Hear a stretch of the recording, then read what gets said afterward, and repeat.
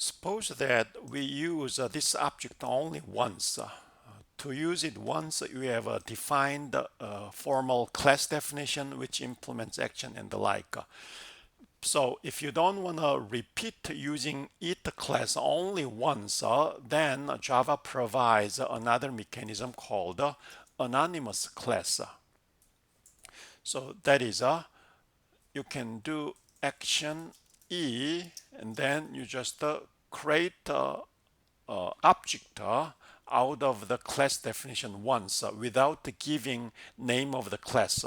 So new is how to create an object. We know that. Then we are not going to define it class at all. Then suppose we don't have it class at all. Then how do you do that? Is a new and then use interface name and then parenthesis as if it's action is a class, and then give a curly brace to define whatever is needed if you define a class. If you define a class, we need to give override the do it method.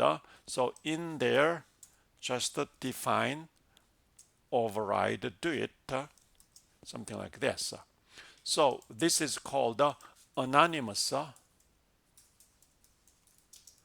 class definition there. So using the interface name again and the rest, just as if you create an object and then provide a class definition you needed to implement the action interface like this, but without the giving name of the class.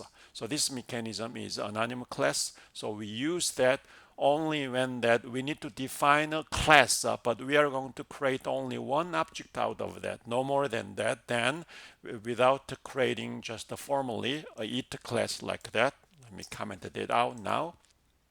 We can just define a class anonymously and then create an object once, and then you can use that something like this. So as I run it, now it 87 is displayed.